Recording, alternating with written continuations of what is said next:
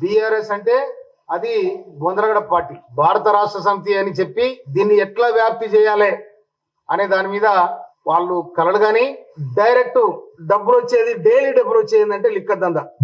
Net వస్తాయి, నగదు వస్తాయి. అయితే ఈ నగదు ద్వారా హైదరాబాద్ రుచి నేర్చిరు, మొత్తం తెలంగాణ రుచి నేర్చిరు. 60 సంవత్సరాలుగా వేలాది మంది అమరులై తెలంగాణ కోసం కొట్లాడి పిల్లలు సరిపోతున్నారని శ్రీమతి సోనియా గాంధీ తెలంగాణ రాష్ట్రం ప్రకటిస్తే మీరు పోయి దాదాపుగా కాలు మొక్కొస్తిరి, కాలు మొక్కొస్తాం కలిపొస్తామని పోతిరి, మళ్ళీ ఇద్దరికి వచ్చిన కంతిరేశాలు ఇస్తిరి.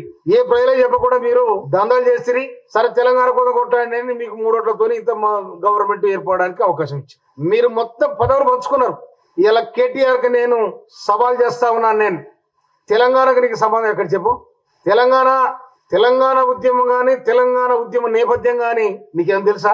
మీ దాంట్లో కూడా కొక్కిరగాలంతా కలిసి హరీష్ రావు మీ అయ్యర్ మోసం చేసేటట్టుండు అని చెప్పి 2006లో నిన్న నీ చెల్లెలు పట్టుకొస్తే అంగిలా వేసుకుని అక్కడక్కడ తిరిగితే నీకు ఏం మాట్లాడరాకపోతే అక్కడక్కడ తిరిగి నేర్చుకున్నావు. ఇవాళ ఆయన ఎవరో దండుపాలెం అంటుండే, ఆయన ఏది కాంగ్రెస్ పార్టీని మంత్రివర్గాన్ని మీరన్న దండుపాలెం అంటే నేనంటున్నా, మీ దొంగలపాలెం అంటున్నా నేను. నిజంగా గనక రాష్ట్ర ముఖ్యమంత్రి రేవంత్ రెడ్డి గారు వారే గనక ఎన్నికలు ఇచ్చిన మాటను మీ మీద అన్న మాట అమలు చేస్తే మీరు ఒక్కరు కూడా ఉండరు. ఎందుకంటే 70 ఏళ్ల కింద కట్టిన నాగార్జున సాగర్ డ్యామ్ ఇంత చెక్కు చెదరలేదు. 62లో ఇందిరాగాంధీ శంకుస్థాపన చేసిన దూరాల ప్రాజెక్టు ఇంత చెక్కు చెదరలేదు.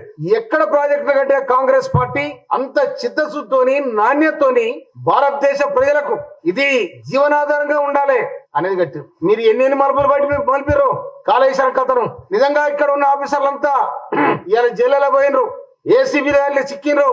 100 కోట్లు 1000 కోట్లు ఆఫీసర్ దగ్గరనే 1000 100 కోట్లు ఉంటే మీ దగ్గర ఎంత ఉండాలి? అధికారం మీ చేతులు పెట్టుకొని దోసిందంతా దాచిందంతా మీ పంపకాల పంచాయతీ ఎంత? ఇది చెప్పండి. దోసిందంతా దాచిందంతా మీ పంపకాల పంచాయతీ ఎంత? దొంగపాల్యం మీది, దోచుకున్నది మీరు. వేలాది మంది తెలంగాణ అమరవీరుల శవాల మీద రాజ్యం చేసింది మీరు, రాక్షస పాలన చేసింది మీరు. ఇలా మీ దగ్గర మంత్రి వస్తే నీ గేట్లు తీయలేదు, నువ్వు ప్రగతి భవన్ పెట్టుకున్న మంత్రి వస్తే గేట్లు తీయలేదు. ఒక దళిత ఉప ముఖ్యమంత్రి రాజేని ఎందుకు బర్తరఫ్ చేసినావు ఇంతవరకు చెప్పలేదు. ఇంతవరకు నువ్వు చెప్పలే, నీ అయ్య చెప్పలే, నీ బావ చెప్పలే, నీ బలగా ఎవరు చెప్పలే. కానీ ఎలా నీ మంత్రివర్గంలో ఉన్న కొప్పేశ్వర్లు నీ పక్కన కూర్చుంటారు కూడా నీకు అంత హీనంగా అనిపించి నెట్టేసి పడేసి. అందుకోసమని సామాజిక న్యాయం అనేది కాంగ్రెస్ పార్టీలో ఉంది.